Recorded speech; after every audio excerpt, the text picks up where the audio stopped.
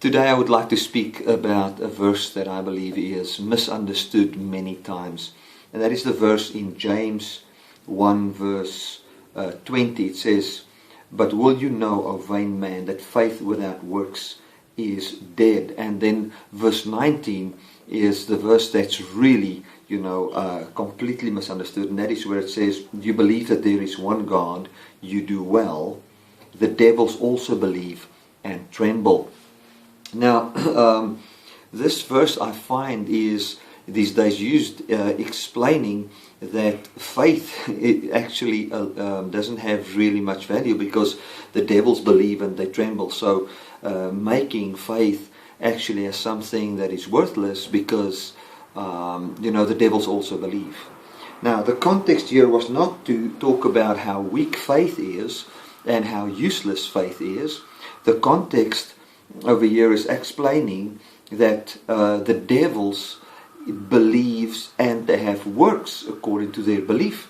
And in the context in James here is really Jews that went back to Judaism, because of persecution, and then they said, "We believe," yet they would circumcise their children, sacrifice animals and all those kind of things. And then he would say, the writer James would write to the people and say to them that faith without works is dead. Meaning, if you say you believe in Jesus Christ and you don't make use of that faith, saying that I don't need animal sacrifice anymore, I'm not going to sacrifice animals anymore, I don't see the necessity of circumcising my children so that they can be part of the Abrahamic covenant, all those kind of things.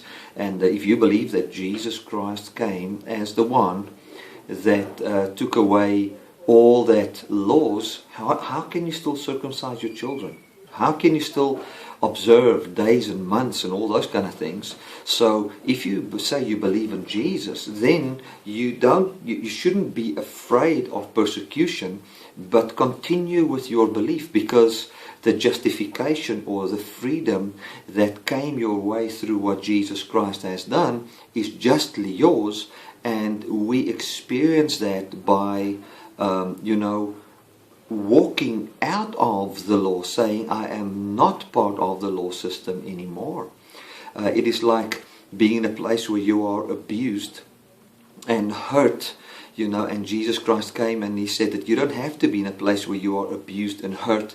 Let's talk about a church system, and that you are free to go to a place where you are loved.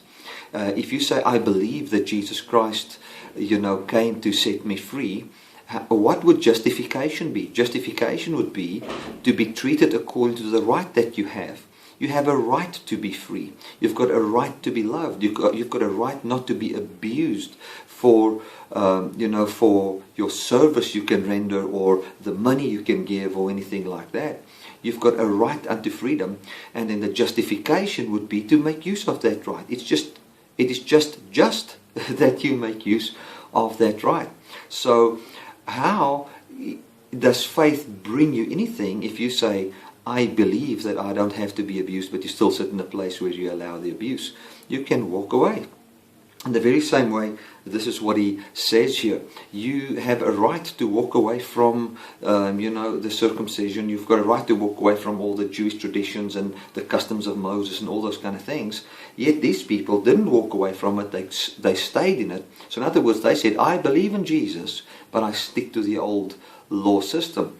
So it says, that is not just, that doesn't produce life. That kind of faith means nothing. For faith is to set you free from a works-orientated system so that you can have God's quality of life. Now he comes here and he uses demons as an example of faith with works. He says, you believe that there is one God. In other words, you believe in God.